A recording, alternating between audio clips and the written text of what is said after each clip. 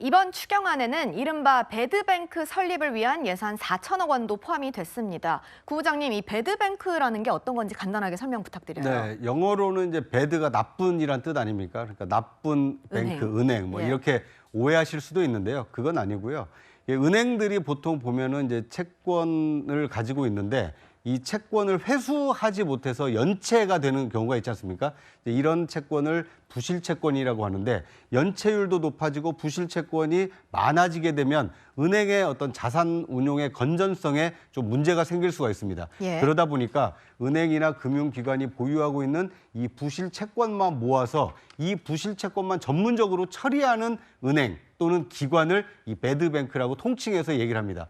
이 새로운 그 은행을 설립한다는 것이 아니고 기존 은행이나 금융기관 중에서 자회사 형태 등을 통해서 부실채권만 전문적으로 처리할 수 있도록 하겠다. 그런데 그 기관 그 부실채권 처리에 필요한 예산을 4천억 정도 지원하겠다. 이렇게 이해하면 좋을 것 같습니다. 네, 쉽게 설명하자면 이제 빚 탕감을 해주겠다라는 얘기일 수도 있는데요. 그래서 그런지 형평성 논란이 일고 있습니다. 송원석 국민의힘 비대위원장은 열심히 빚을 갚는 사람만 바보가 되고 전혀 형평성에 맞지 않는다. 도덕적 해이를 불러일으킬 것이다라고 지적을 했는데요. 장 변호사님, 이 지적 타당하다고 보십니까? 일단 부채 탕감을 전 채무자한테 해주는 게 아닙니다. 일단 기준이 있습니다. 7년 이상 5천만 원이 되지 않는 돈을 갚지 못한 사람들이에요. 이게 돈이 있는데 쌓아놓고 못 갚을까요? 그렇지 않습니다.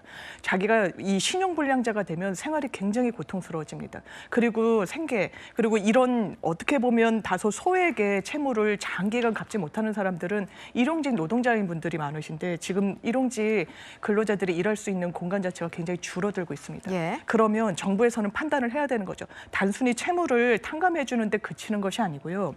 이 사람들이 기초생활수급자가 되면은 정부가 지원해야 되는 돈이 훨씬 커집니다. 그리고 직업으로 그리고 생계 현장으로 나설 동인이 떨어진다라는 그런 수치들이 나오고 있습니다. 그렇다면 어떻게든 다시 출발해 줄 수 있는 그런 계기를 마련해 줘야 되겠다. 이 부분이 뭔가 대단히 어떤 모럴 해저드 그리고 도덕적 해이를 가져온다라는 건 이미 제도적으로 회생 파산 제도가 굉장히 좀 정착돼 있는 이런 상황 속에서 좀 공격을 위한 공격이라고 보여집니다.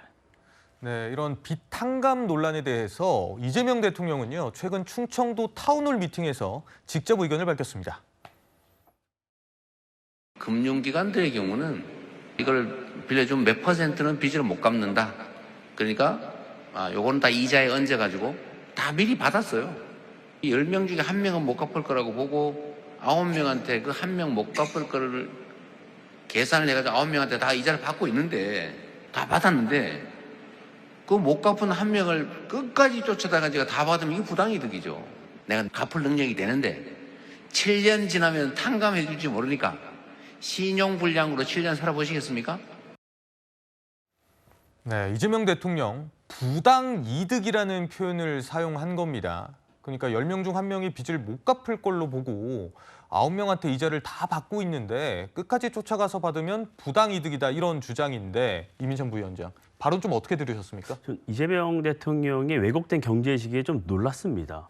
자유민주주의, 시장경제 체제를 채택하고 있는 대한민국의 대통령의 인식이 맞는가 하는 좀 우려가 굉장히 크게 들었어요. 예. 왜냐하면 은행을 그냥 악덕 사채업자쯤으로 생각하고 있는 것 같아요. 왜냐하면 채무를 짓는 이 돈을 빌리는 사람과 은행이 둘이 계약을 맺는 거잖아요. 몇 년 동안 얼마를 빌려가고 내가 이자를 어떻게 하겠다. 이 계약을 체결하는 것이에요. 그럼 나는 그 기준에 따라서 돈을 갚으면 되는 것입니다.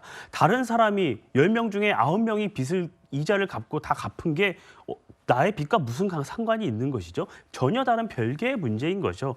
그런 걸 전혀 다른 별개의 논점을 끌어들여서 본인의 정책을 정당화하고 있는 것인데요. 살다 보면 빚도 질 수 있고 어려울 수 있어요. 그래서 우리가 법 테두리 내에서 어떤 회생 절차도 있는 것이고 이미 여러 구제할 수 있는 제도적 틀이 마련되어 있습니다. 그런데 어떠한 기준점 설명도 없이 5천만 원, 7년이라는 기준을 제시하고 일괄 탕감한다는 것이 납득을 하기가 어렵죠. 이렇게 형평성 논란이 있는 정책을 추진을 하다 보면 정부 정책의 불신이 커지게 되고 오히려 향후에 정부 정책이 어려움을 겪을 수도 있어요. 예. 여기서 가장 큰 논란이 있는 점은 외국인 문제입니다. 외국인의 부채까지도 탕감을 해줄 수 있다는 거였어요. 물론 정부에서는 외국인도 어떤 기준을 정해서 점검을 하고 심사를 할 것이다라고 얘기는 하지만 그 심사 기준이 정당성과 필요성이 인정될 때 탕감한다. 이렇게 굉장히 모호한 기준입니다.